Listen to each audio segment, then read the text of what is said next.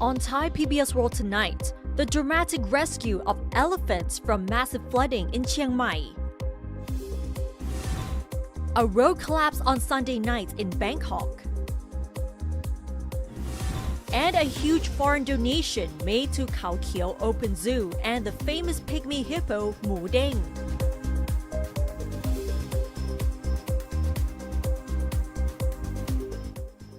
Good evening and welcome to Thai PBS World Tonight. I'm Nat Bunna. I'm Frank Kanchi. And we'll begin tonight with the flooding situation in Chiang Mai. And we have to say that Chiang Mai has experienced the worst flooding in 50 years. And during the past weekend, I'm pretty sure that many of you have came across the dramatic rescue of the elephants in some of the sanctuaries there in Chiang Mai. And the sad news is that 2 of them drowned after they were washed away by the strong currents. But the good news is that more than 100 elephants have been rescued so far. And many areas of Chiang Mai, which is home to about 10 elephant sanctuaries, were under deep flood waters for the second time in the past 6 weeks. And many residents say that this is the worst flooding that they have seen in decades. Look at that. This is one of the most dramatic rescues of the elephants in Chiang Mai.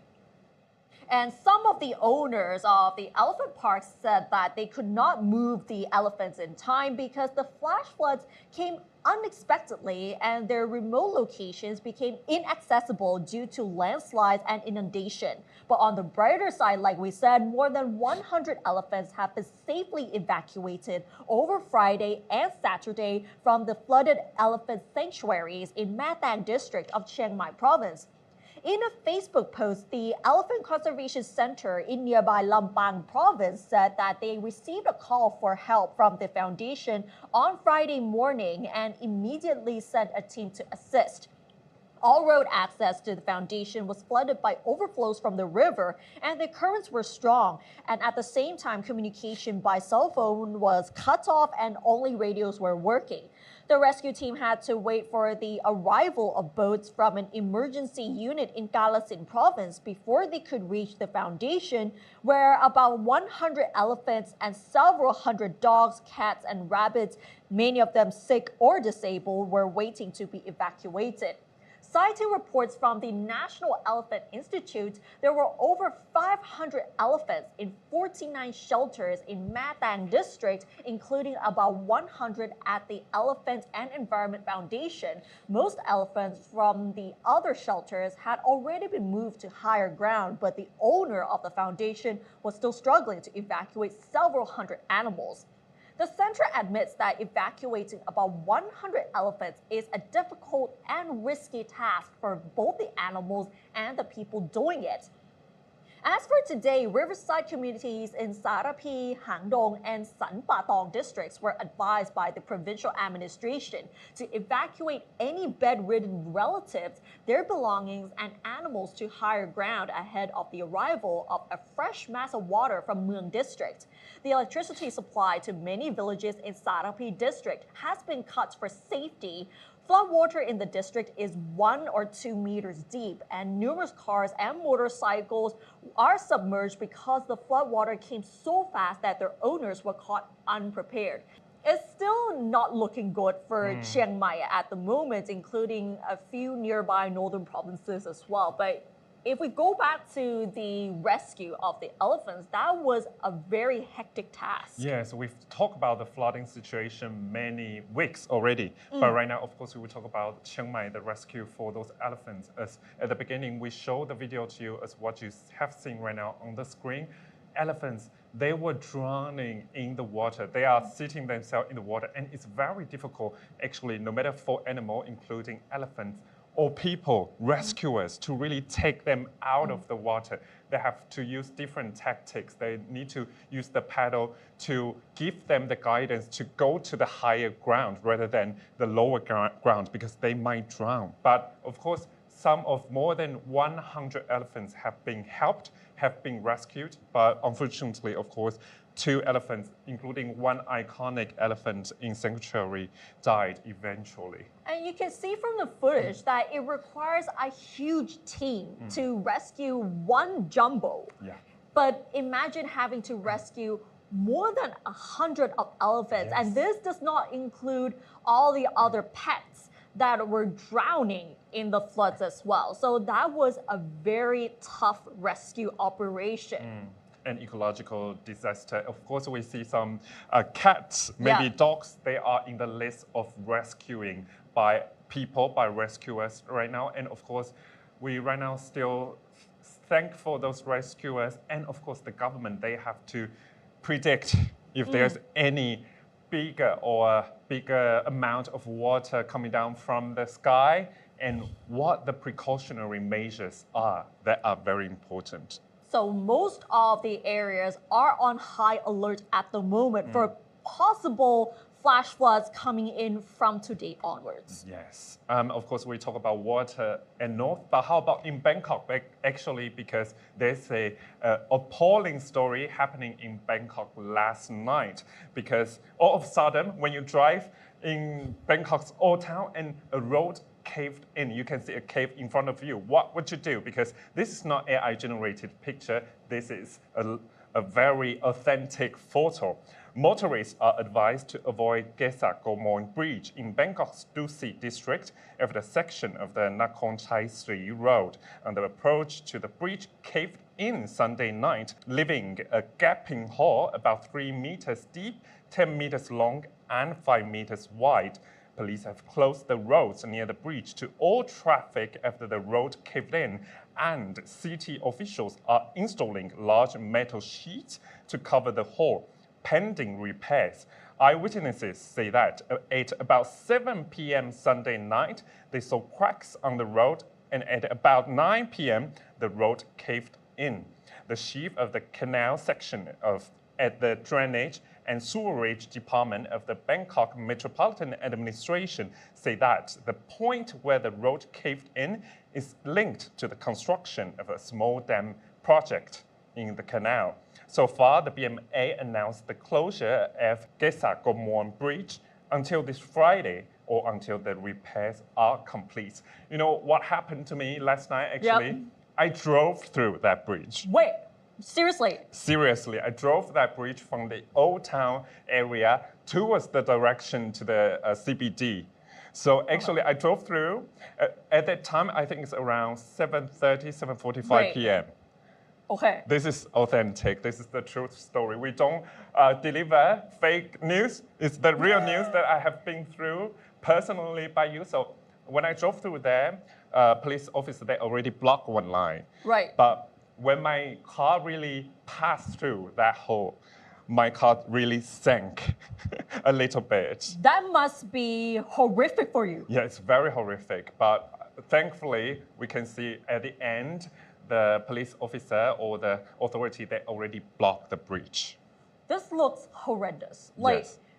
imagine if you're driving and then you all of a sudden you got into this hole. Yeah, and it's pretty big. It's a big one, Yeah. especially if you're driving in the dark.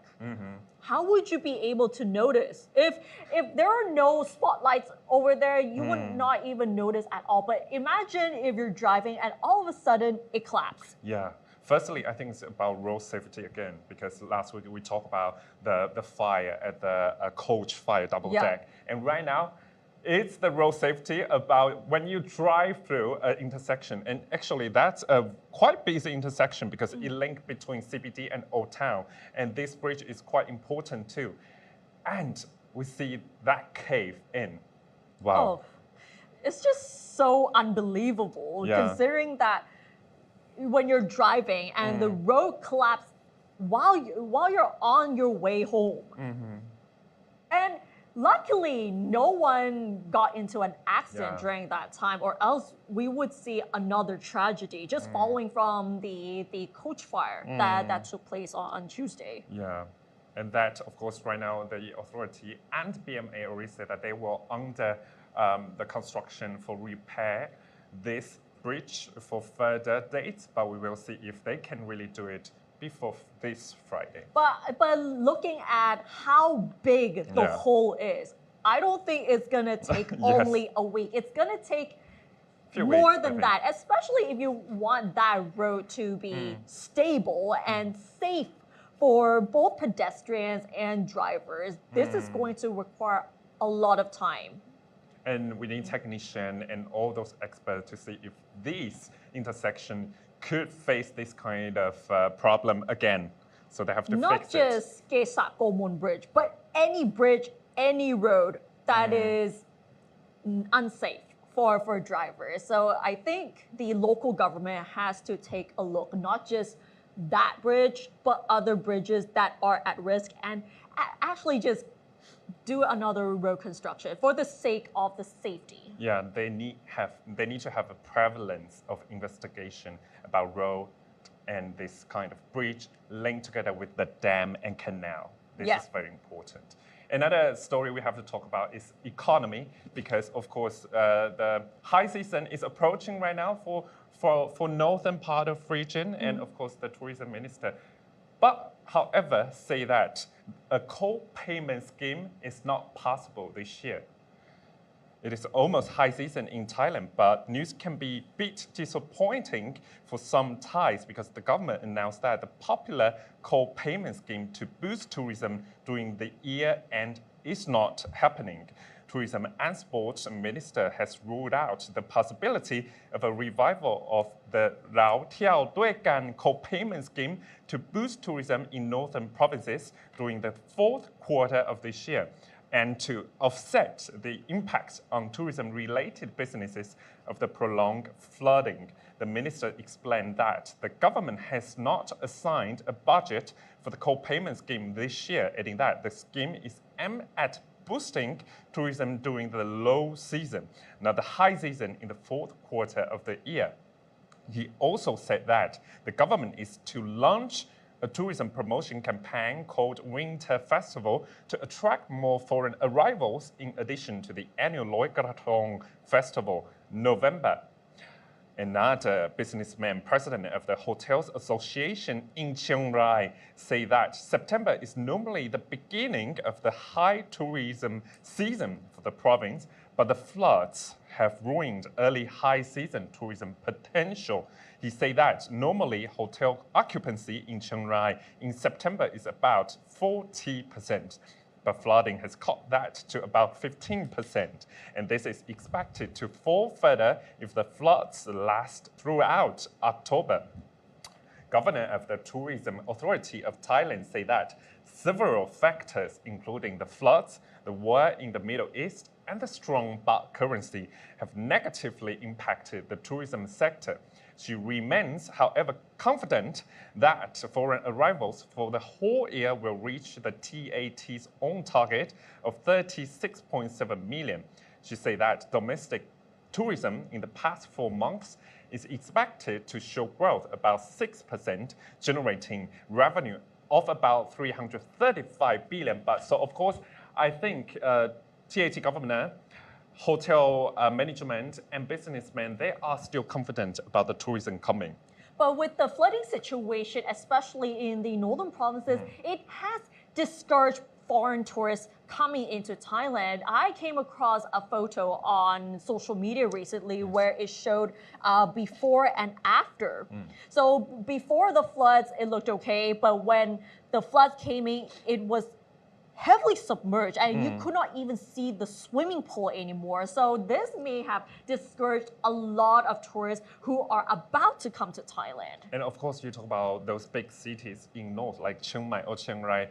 You see all those footage online and on TV too. For tourists, it's really hard to walk through because all the submerged waters already high up, level up to around 1 meter-ish. So it's pretty difficult for them to travel in town. Of course, some of Chiang Mai parts, not just in the nearby the river part, but in the middle of Chiang Mai city, you still can travel there, but you have to be very careful.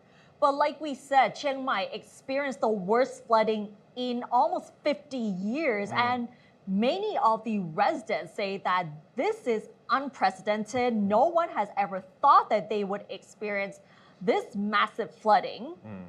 And this is actually horrendous for many people. No one ever thought that this would ever happen. But regardless, the government seems to be very confident that the tourism arrivals would reach its target. But we have noticed that the Thai government has been trying to push for tourism, especially with the winter festivals. They've been saying this for like a year now, that they are trying to promote local festivals and activities to attract foreign tourists, not just only in urban areas.